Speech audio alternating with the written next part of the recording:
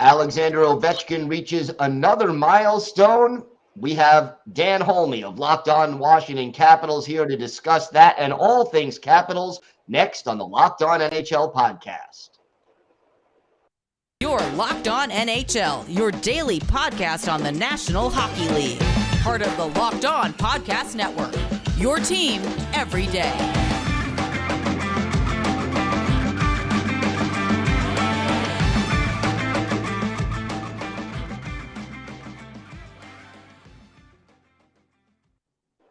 And welcome to the Locked On NHL podcast, Monday edition. Gil Martin, so glad you could join us today, and thank you for making Locked On NHL your first listen every day. We are free and available on all platforms. Alexander Ovechkin has reached yet another milestone in his future Hall of Fame career. Dan Holmi of Locked On Capitals is joining us to discuss that and all things Capitals. And Dan, most goals by one player with one franchise in NHL history. Yet another impressive accomplishment for Alexander Ovechkin. Yeah, it seems like the milestones just keep peeling off, don't they? So the one thing I've always said in my podcast is, even if you're not a fan of the Capitals, you have to just really be, happy to be a fan of the NHL at large, because you're seeing history in real time. We're not looking at some archival footage of, this great player from many years ago. We're seeing it in real time. So his next goal is to pass Gordie Howe at number 2 and eventually Wayne Gretzky. Yeah, pretty elite company in the hockey world when you're talking about Gordie Howe and Wayne Gretzky. And, the amazing thing about it is, even at this stage in his career, 7 goals in 13 games to start the season, he doesn't seem to be slowing down at all.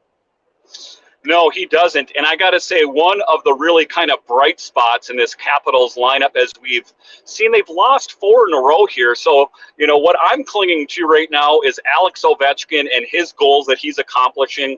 Like I say, pretty much every time you tune into a game, he is reaching or beating another milestone. So a really great moment for the Capitals and Alex Ovechkin. No question about that. And, another player who has been a good addition to the Capitals, how about Dylan Strome? 9 points in 13 games. What has he added to this lineup? So Dylan Strome was added in the offseason to replace Nick Backstrom as that second-line center, and he has done a great job at the face-off dot. He has a real high hockey IQ.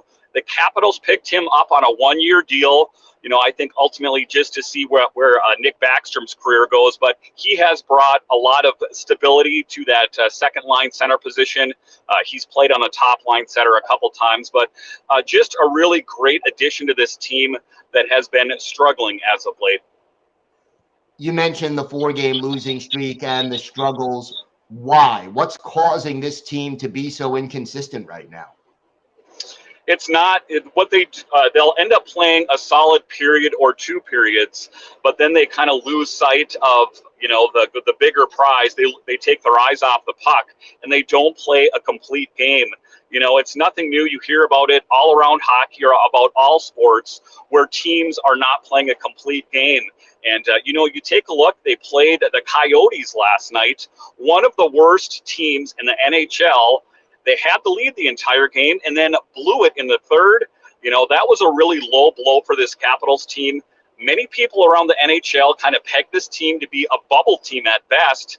And as of right now, they're kind of proving that. I had loftier expectations. I don't want to get ahead of myself. It's still the beginning of the season, but things are not looking good for this Capitals team as of right now. They acquired goalie Darcy Kemper in the offseason, bringing him in to add to the team's stability and upgrade the goaltending. Mixed reviews so far?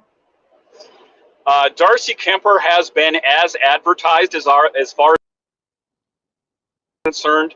The Capitals have not got, but Darcy has kept the Capitals in these games. If you have the defense collapsing in front of the net, I would say that Darcy Kemper hasn't allowed in any beach balls, shall we say. And I think other than Alex Ovechkin, Darcy Kemper has been one of the bright spots in this Capitals team.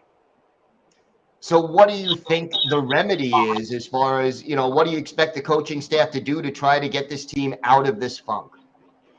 Well, what they've done is they've kind of shaken up the lineups a little bit here. The Caps added Sonny Milano. He was on a PTO with the Flames. They picked him up, and in his first game, I got to say I'm most impressed. That was Brian McClellan doing some bargain shopping. They got him for $775,000. Has a really good nose for the puck and can drive that puck to the net very well. So, Dan, what does this team need to do to try to get back on track? What is lacking in this lineup right now?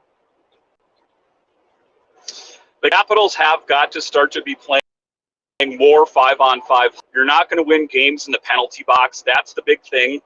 We hear that in all sports, playing a complete game. And then it's staying out of the penalty box is the big thing. And then ultimately, it's just, not losing focus of the game. The Capitals had the win within their reach last night against the Coyotes, and they blew it because ultimately they took their eyes off the puck. And that's what they have to do. I think that the Caps have been playing pretty well as of late. Most of the games that they've lost have gone to overtime or in some cases even the shootout. So it's not like they're getting blown out of the water. They're not playing that complete game. And what it is this lengthy injury list is starting to take its toll on this team. You take a look at John Carlson, one of the biggest defensemen on the Caps. He's out of the lineup. Dmitry Orlov out of the lineup. Tom Wilson, who is that intimidator, he's out. He's going to be out until Christmas or New Year's. You take a look at Nick Backstrom. So I think it's just the culmination of many things that is causing this team to not play well. It's really testing their depth. One of the things that I've heard is that this team needs to get younger and faster. Well, they're going to get that opportunity because they're going to have to do it based on all the injuries on this team.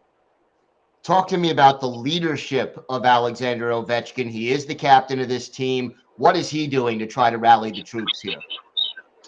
So one of the things that he talked about in yesterday's presser is that we can't blame, injuries for why our team is losing. He said, as the captain, I'm instilling this, that we all have to play better. We're all pulling on the rope, and the Capitals are going to have to lead, and they're going to have to do it by following Alex Ovechkin's lead. And what a great lead that is to have Alex Ovechkin. I do think that ultimately they'll turn it around.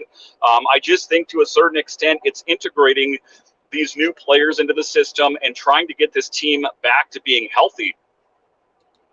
Yeah, no question that would help. Look, the schedule doesn't get any easier right now for the Capitals. The next 5 games, Edmonton, Pittsburgh, 2 against Tampa Bay, and then in Florida. That's going to be a daunting challenge for this young Capitals team. It definitely is. And, one of the things that I said about the last game was that it was a trap game, that game against the Coyotes, and the Caps found a way to lose that one. So if you're going to go anywhere in this league, you're going to have to do it by beating teams that are that much better than you. You're going to have to win games against formidable opponents.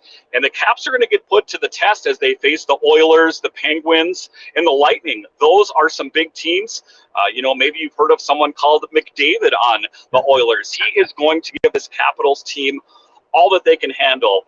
I expect the Oilers to pull the kitchen sink out of the wall and throw it at the Capitals. The Capitals have got to throw it back at them, and they've got to find an identity. And it's going to be some of these young players are going to have to take a leadership role. Alex Ovechkin can't do everything, but I think that they've added some good pieces to this team. And I think that once it starts gelling, I think this team will be in a good position. The funny thing about the Capitals this season is they're getting their greatest production from the fourth line. So just kind of an odd season for this Caps team. We hope that they can turn it around here. I mean, we only have 4 years left of Alex Ovechkin on this team. We don't want to squander these years with some poor play. No question about it. Dan, why don't you tell our viewers and our listeners where they could find the podcast and where they could find you on social media? So you can find me on Twitter. It's at DanCaps218. You can find the show on Twitter. It's at Locked On Caps. And of course, the podcast is available wherever you get your podcasts and on YouTube. All right, Dan Holmi, always a pleasure. Thank you so much for joining us. Thank you. If you've thought about securing your home with home security but have been putting it off, you'll want to listen up. Right now, Locked On NHL listeners can order the #1 rated SimpliSafe home security system for 50% off. This is their biggest offer of the year, and you won't want to miss it. Here's why I love it. In an emergency, 24/7 professional monitoring agents use Fast Protect technology exclusively from SimpliSafe to capture critical evidence and verify the threat is real so you can get priority police response. SimpliSafe is whole home security with advanced sensors for every room, window, and door, HD security cameras for inside and out, smarter ways to detect motion that alert you only when a threat is real, and even hazard sensors to detect fires, floods, and other threats to your home.